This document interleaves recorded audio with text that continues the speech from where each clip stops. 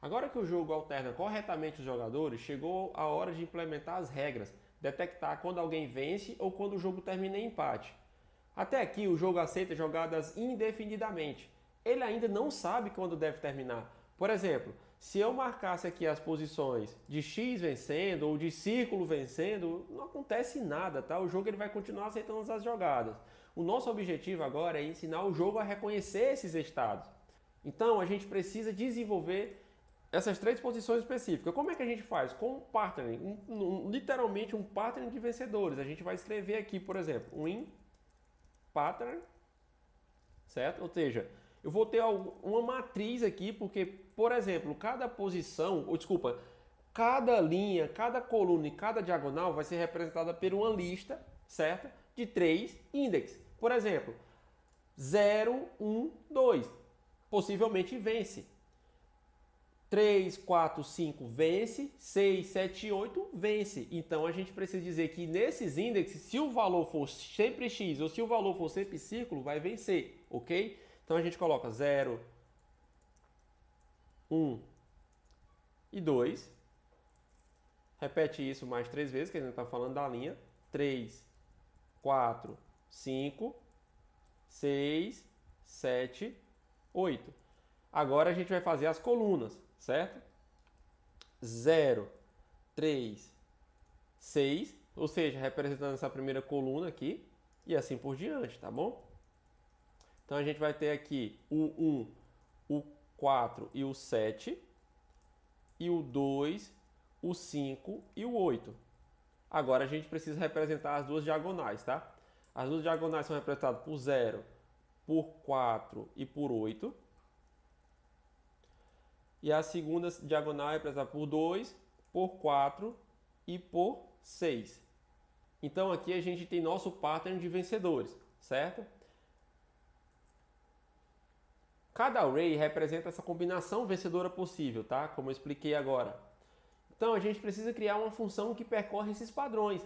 Basicamente eu preciso fazer uma função que ela entenda, tipo, eu passei por cada lista dessa, dentro dessa lista maior, que a gente chama de matriz, tá? E verifique se no index 1, 2, 0, 1 e 2, no 3, 4 e 5 e assim por diante, até o final da lista, tem o mesmo valor. Ou seja, se na posição 0, na posição 1, na posição 2, que representa essa linha aqui, 0, 1 e 2, tiver x, o x é vencedor. Se tiver círculo, o círculo é vencedor, certo? Então a nossa função se chamará checkRinner, certo? Onde eu vou passear por essas listas, tá bom?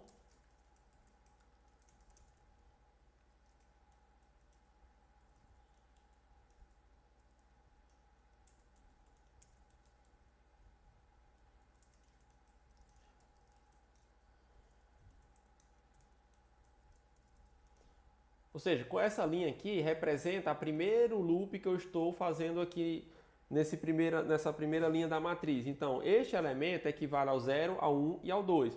O próximo vai ser o 3, o 4 e o 5, representado pela letra A, B e C, no caso as variáveis, que está representado como constante, ok? Então agora basta eu verificar, literalmente pegando o valor que vai ter no A. Se tiver algum valor no A, então obviamente eu já sei que está preenchido, ou com X ou com círculo. Então agora eu preciso comparar esse valor com o B,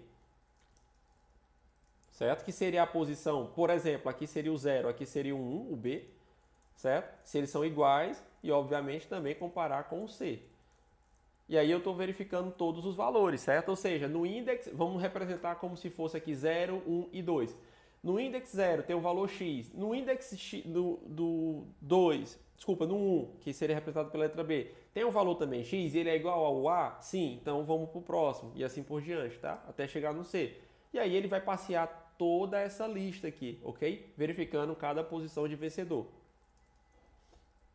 Agora a gente precisa retornar o vencedor. Ele sempre vai estar nesse valor aqui, tá? Que vai estar sendo recuperado do board, ok? Seja x ou seja círculo. Então, se eu entrar nesse loop verificando linha a linha e tiver tudo ok, eu entrando nessa verificação aqui, e se eu retornar algum valor, logicamente teve um vencedor. Caso contrário, ainda não teve um vencedor. Então é nulo, ok? Vamos fazer um teste? Vou abrir o console. Vamos escrever um console log aqui. fazendo essa verificação. Check winner. Chamei. Não tem nada no nosso board, tá? Não tem nada no nosso board. Logicamente, ele retornou nulo, ou seja, ainda pode continuar jogando ou não teve vencedor ainda, porque essa partida também pode ter concluído. Mas vamos simular um vencedor. X, X e X. Ou seja, eu estou dizendo que venceu na posição 0, na posição 3 e na posição 6, certo? Que seria na coluna. Então, ele retornou o X. Venceu, 2 pontos, só para vocês verem que é aqui mesmo esse valor. Venceu o X. Se fosse o círculo, mesma coisa. Vamos até colocar ele na outra posição para vocês verem que ele vai vencer. Venceu o círculo. Ok? Deixa eu voltar como estava antes. Perfeito. Depois disso, a gente precisa fazer a lógica do empate, certo? Então agora a gente vai detectar também se houve um empate. Como é que a gente faz isso? Quase da mesma maneira como a gente verificou o vencedor, ok? Então a gente vem aqui na função e dá um check draw. Que literalmente eu vou retornar o passeio no board. Tipo, se todas as células tiverem, se todas essas células estiverem preenchidas, logicamente eu não tive um vencedor, caso o check winner não tenha agido, tá? For nulo, né, ainda, na última rodada. Então, eu vou, logicamente, passear com o every, ou seja, eu vou passear por todas as células, certo? E verificar se todas as células foram preenchidas, ou seja, se elas estão diferentes de vazio, porque ela sempre começa vazio. Então, se todas forem diferentes de vazia, é porque houve um empate. É como se eu tivesse preenchido isso aqui, tivesse percorrendo isso aqui tudo e teve um empate. Nem na linha, nem na diagonal, nem nas colunas, nem X nem círculo venceram, ou seja, empate, tá? Agora a gente precisa aplicar essa lógica dentro do random move, toda vida que eu clicar numa casa, tá? Então, quando eu clicar numa casa, eu quero verificar primeiro se houve um vencedor. Como a gente fez o if aqui, o vencedor ele vai ser retornado, seja X ou círculo, tá? Se não tiver vencedor, ele é nulo, ok? Então, com isso, eu consigo fazer um if simples, check winner, literalmente, ou seja, se tiver um vencedor, ele vai estar aqui. E aí, literalmente, eu só preciso dar um game over true, certo? Porque acabou o jogo aqui, nesse momento. Ok? E dar um return. Só que eu quero ver quem foi que venceu. Vamos dar um console log. Falando quem venceu o jogador winner. Que a gente vai fazer uma interpolação, tá? Utilizando um crase. Ok? E do mesmo jeito, iremos verificar o empate. Check, draw. Se for empate, eu dou um game over, dou um return. Só que aqui eu também quero ver quando for empate, tá?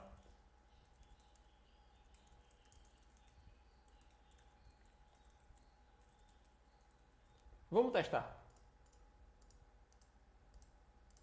Jogador X venceu. Como deu game over, eu não posso, ele já retorna daqui, certo? Então, ó, se eu clicar em qualquer casa, eu não tenho nada, mas deu o console lá. Agora vamos simular um empate.